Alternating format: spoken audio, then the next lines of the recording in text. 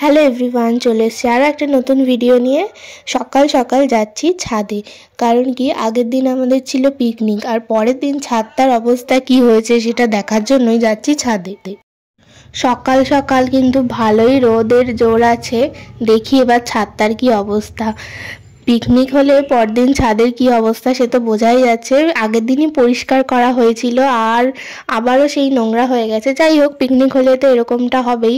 এই যে এখনও যে ডিজে বক্সগুলো আনা হয়েছিল মানে গানের জন্য, তো সেগুলো এখনও রয়ে গেছে, এগুলো এখনও কিছু নামানো হয়নি, এগুলো প্রচণ্ড ভারী।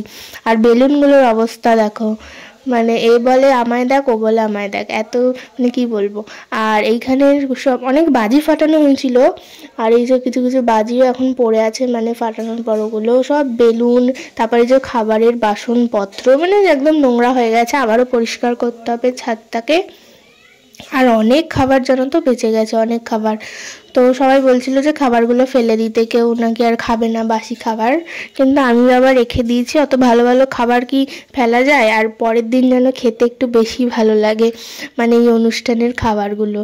তো সেই কারণে খাবারগুলো রেখে দিয়েছি। এখন যাব সকালের ব্রেকফাস্ট করতে। আর দেখো ফ্রিজ ভর্তি হচ্ছে কালকে পিকনিকের খাবার। এখানে আছে 2 গামলা পিস পোলাও হয়েছিল, আর হয়েছিল, আর দেখো এই যে এখানে আছে 1 গামলা কচুরি, ছোলার ডাল, আর হয়েছিল পিস পোলাও আর মাটন আর স্যালাড, এইসব ছিল। আর স্টার্টারে ছিল কি জানো, চিকেন ড্রামস্টিক ছিল, তারপর ক্রিস্পি বেবিকর্ন ছিল, তারপর এখানে 2টো ফ্রুট জুসও বেঁচে গেছে, তো সেগুলোই ছিল। তো বাসি তো সবাই খাবে না, সেই কারণে দুপুরের জন্য মাছের ঝোলও হচ্ছে। তবে আমি কিন্তু আজকে সারাদিন ওইগুলোই খাবো, এখন আর আমি মাছ টাছ খাবো না। তাই জন্য সকালবেলা কচুরিটা বার করেছি, যে সকালবেলার ব্রেকফাস্টে কচুরিটাই খাবো। তো কচুরিটা এখন বের করে গরম করব, তারপর কচুরি আর ছোলার ডাল খাবো।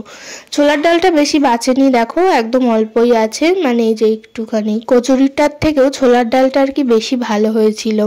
আর কচুরি তো অনেক রয়ে গেছে। যাই হোক, দেখি কাকে দেওয়া যায়, এত তো আর সবাই খেতে পারবো না, হয়তো এখন 3টে কি 4টে খাবো, আর কচুরি আর খাবো না। রাইসটা দুপুরবেলা খেয়ে নেবো, আর বাকি হয়তো দেখি কাকে দেওয়া যায়। তো কচুরিটা একটু গরম করে নিলাম, নয়তো পুরো ঠান্ডা হয়ে শক্তও হয়ে গেছিলো, এবার গরম করার পর নরম হয়ে গেছে। আর এখানে নিয়ে নিচ্ছি হলো ছোলার ডালটা খুব ভালো হয়েছিল খেতে। আর পরের দিন তো টেস্ট যেন আরও বেড়ে গেছে।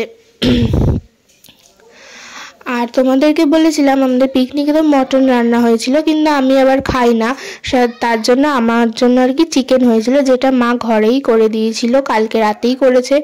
তো রান্না করার পর তো শুধু চিকেনটা আমিই খেয়েছিলাম, ওই 3 পিস মতন, আর বাকিটা আছে। আজকে এই পিস পোলাও দিয়ে চিকেনটা খেয়ে নেব।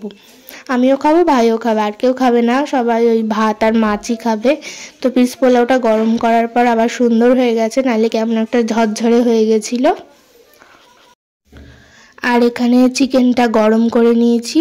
পরের দিন না খেতে কি ভালো লাগছিলো। আর আগের দিন রাতে তো সবাই খেয়েছিলাম, মানে ওই 12:30 1টা বেজে গেছিলো। অত রাতে কি আর খাওয়া যায়? সবাই একটু একটু করে খেয়েছে বলেই খাবারটা আসলে এতটা বেঁচে গেছে। অত রাতে মজা করতে করতে বাজি ফাটাতে আর কারো খাওয়ার সময় হয়নি।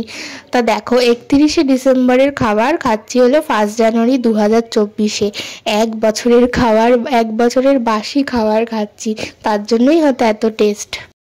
আর যখন 12টা বেজেছিল তখন এই বাজিটা ফাটানো হয়েছিল। এটা মোট 60খানা শট হবে। তোমরা দেখো ভিডিওটা, ভালো লাগবে আশা করছি।